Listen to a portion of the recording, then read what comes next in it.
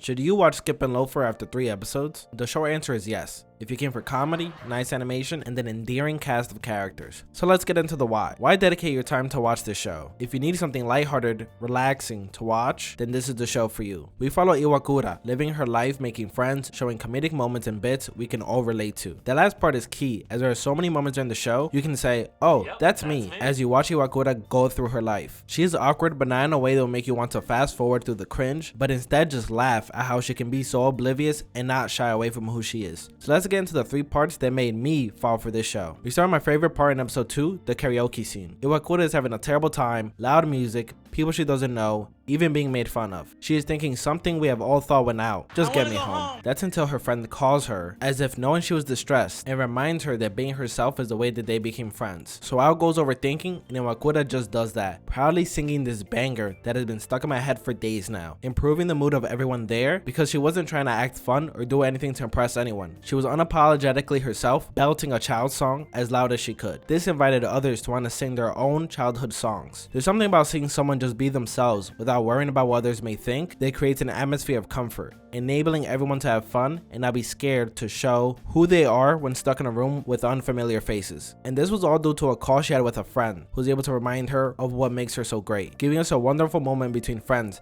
that know each other so well. It's easy for any of us to overanalyze things, especially in a new environment, but it's that overanalyzing that causes issues, giving us real world lessons right there in a comedic way. Our second moment is a bit broken up, but it comes in the first episode. It's this series of interactions that let me know how great this show is going to be. Iwakura is confident, nothing will go wrong in her day, mapping out her entire life as we have all done when bored. I personally daydream in the shower that I have 10 NBA championships. But then as expected, everything goes wrong with her, as she gets lost, caught up in a crowd, and a panic and flustered since she's in a new city with a lot more people and a different transportation system. There were more people in that train than there were in her entire grade. Iwakura gets rescued by her second main character, Shima, imprinting on him. The moment that drew me in wasn't her getting saved, or the fact that Shima is an all-around good guy that is easy to talk to. It was right here. After they get off the train and she has to make a run for it to make it to the entrance ceremony in time, she casts aside her pride, taking her shoes off to run as fast as possible. They showed a nice image of Iwakura imprinting on Shima. What they don't show you as obviously was this moment right here, where Shima imprinted on Iwakura, showing a familiar theme. Cast away pride and care about what people will say or think to get to your goal and do what you want. Just like with karaoke, she draws Shima in, showing him this is a great person and more importantly, someone that would be a great friend, inspiring Shima to run to school probably for the first time in his life.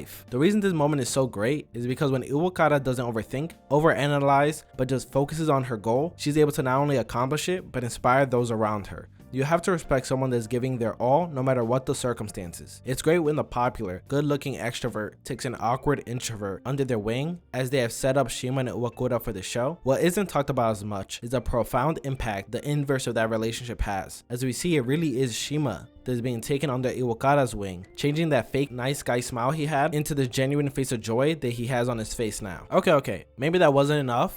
So let's get into the third moment that got me hooked into the show, incidentally coming in the third episode, just showing how ridiculous Iwakura and her imagination can be. She goes to the student council room in hopes that she can join in order to aid her in her leadership goals for the future, since she proclaimed she was born to rule. There she finds someone from her class and decides to go have a chat, since they seem to share a common interest, only to come off like a murderer instead of a friend, scaring Makoto, not knowing how to present herself, as she can't help but be excited that there is someone not just from her year, but from her class that is interested in the same thing. In her head, she thinks it would go like this, but in reality, it went the opposite, until she gets things back on track. Then when she tries her best to be sociable and go up to Makoto again, she comes off like a boogeyman, when all she wanted was to invite her out to drinks. Why I love this entire series of interactions is because the animation changes so often, showcasing her personality, starting with the spacewalk, so we can envision how serious of a step this is for her, all the way to the way she envisioned the interaction going, and then seeing how it went exactly the opposite. In all of this, Iwakura is just doing what she wants. Someone has the same interests as me, so obviously you want to talk and hang out with them, not even noticing that they are obviously a shy person, as she just trudges on ahead as if they've known each other for a while. Once Makoto gets to know Iwakura, like everyone else around her, she puts them at ease and is able to make friends. Iwakura is one of those characters that just grow on you more and more more as you interact and get to know her. She's exactly the type of person you want to be friends with. That's really her entire personality. She makes it seem like you've been friends for a long time already, and that is the best type of person where it's just genuinely them. Favorite moments are out of the way, I couldn't let this video end without quickly talking about Shima. He is the GOAT of the show. Although it focuses around Iwakura so much, he is kind and easy to talk to, not worrying about how Iwakura looks. When she says she needs help in the train station, although she looks like she might kill him, he is more than happy to help. He is the main reason she is able to showcase her personality to the class so easily, putting her at ease, giving her that one friend you need in the classroom to feel confident that you can take on the world. A true mother duck. He's an all-around great person, and the character that you learn isn't just some dumb hot guy that is interested in the smart, less conventionally attractive girl. He is really smart. He is able to read social cues and understands people really well. It's just that he's aloof, not caring about a lot of things.